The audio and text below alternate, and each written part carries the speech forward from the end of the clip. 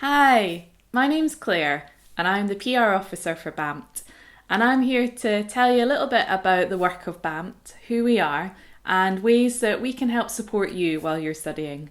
But before we get to all that, I want to start by extending the warmest welcome to each and every one of you. This is a really exciting point of your music therapy journey, and from all of us at BAMT, we just wish you the very, very best for your studies. BAMT is the British Association for Music Therapy, and essentially we're the professional body for music therapy in the UK. So we work to provide support at all stages of your career, so when you're training, but also as you enter into qualified life. And the way that we do this is through providing a wide array of resources and support which you can access on our website. I'm going to give you a couple of quick examples of the different kinds of resources that we have that might be relevant to you while you're studying.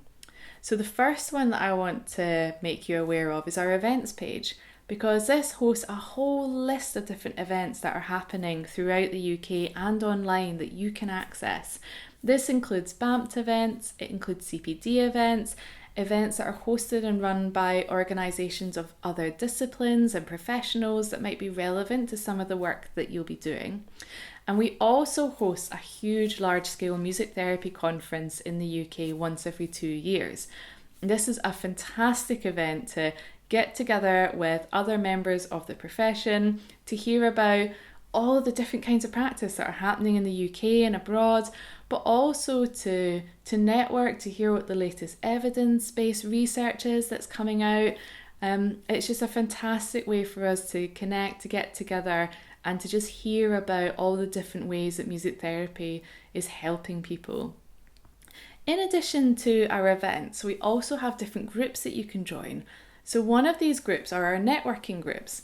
And these are groups that are based on perhaps different clients or different ways of working.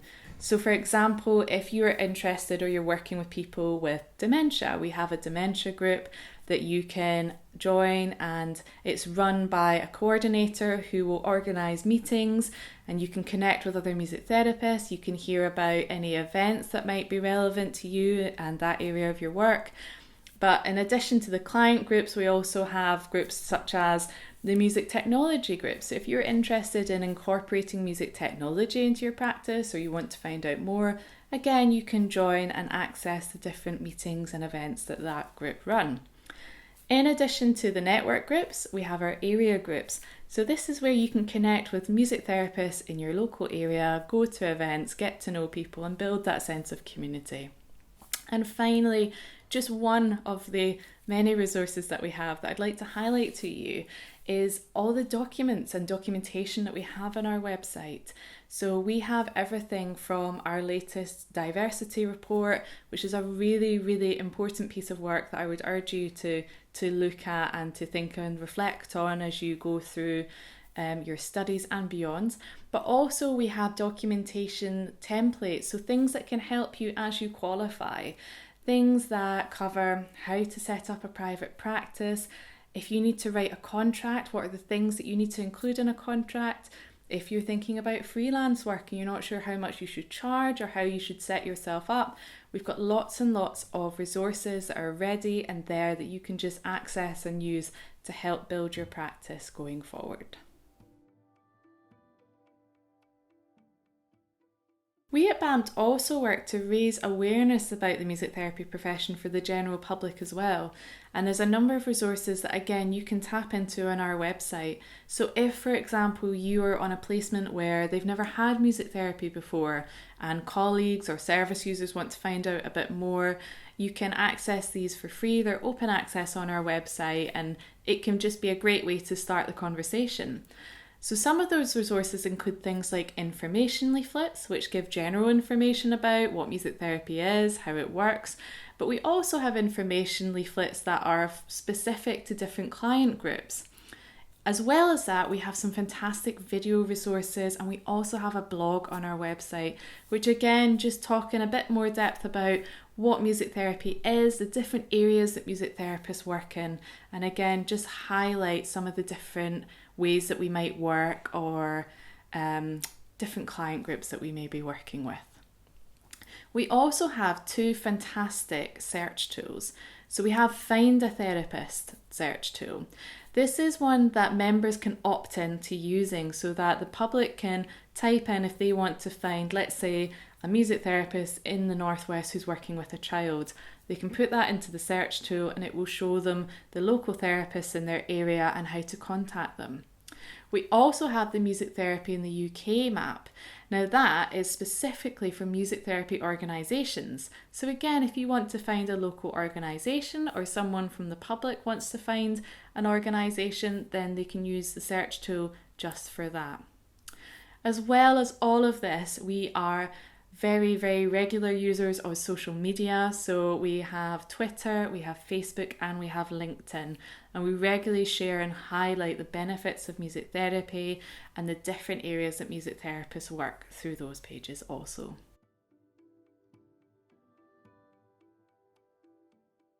So how do we advocate for music therapy, and why is that important? Well, I'd like to highlight that there's two different ways that we do that. One is within the profession and one is outside of the profession. So within the profession, historically and presently, we know that there is a significant issue around a lack of diversity. We know that we have issues around equality and we know we have issues around discrimination.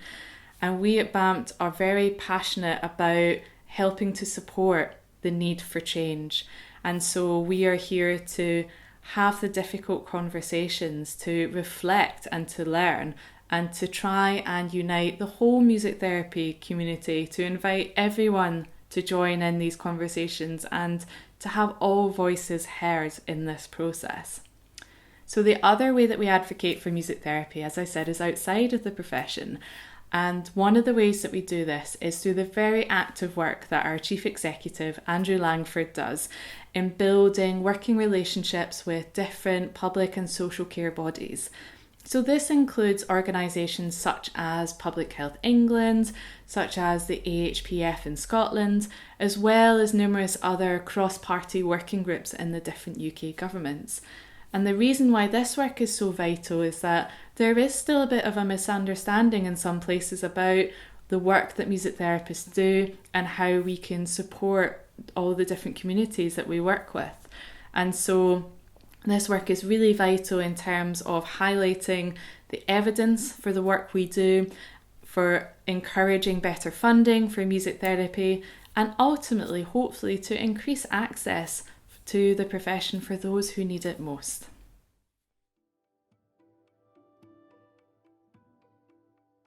BAMT is a membership organisation and it's also a charity. We are governed by our Board of Trustees, all of whom give up their time voluntarily to make important decisions and contributions to the work of the BAMT. We also have a small core team which consists of myself, Andrew, our Chief Exec, John, who is our Director of Education and Professional Affairs, Usha, our Operations Director, as well as Lisa, our Admin Officer. In addition to the core team, we also have groups of volunteers who take up important roles such as the Chair of BAMT, the Vice Chair of BAMT, our network and area coordinators, as well as our Student Liaison Officer. You can find information on all the people who contribute to the work of BAMT on our website. As you train, you are eligible to apply for our funding grant. Now this is open to all trainees. You do not have to be a BAMT member to apply. Non-BAMT members can apply also. And essentially this grant is to help cover just a little bit of the costs while you train. You're allowed to apply every year that you train. So even if you receive money in your first year, you are welcome to apply again in your second and third and fourth years as applicable.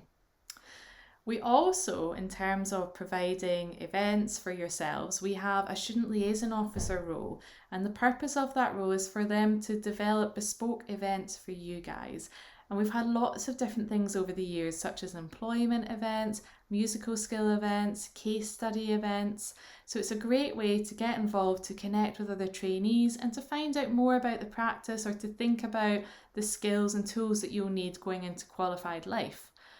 If you're a BAMT member, you can access those events for free, and you're also able to claim back a little bit of your travel costs if it is an in-person event. If you're not a BAMT member, then we do just ask for a small contribution to be made to attend the event.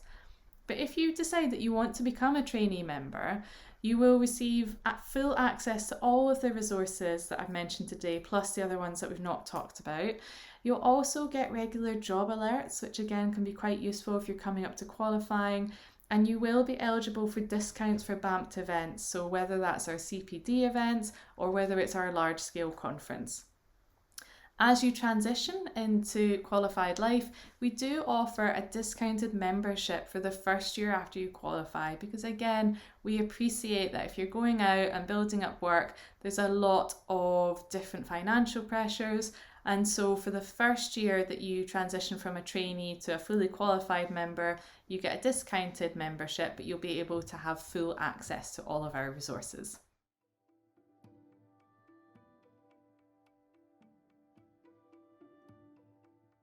If you'd like to get involved with the work that we do, then please do follow us on social media. We are on Twitter, Facebook and LinkedIn. You can visit our website to see all our open access resources and find out information about membership fees and how to join. And otherwise, please do get in touch. We love to hear from the music therapy community, and if there's ever anything that we can share that's of interest to students on our social media pages, we're always happy to support that. I just want to finish by saying thank you so much for listening today. I hope it's been of use. And just as we said at the beginning, the warmest welcome to the profession. Good luck with all of your studies. And we really hope that you do come and get involved in the work that we do. Thank you very much.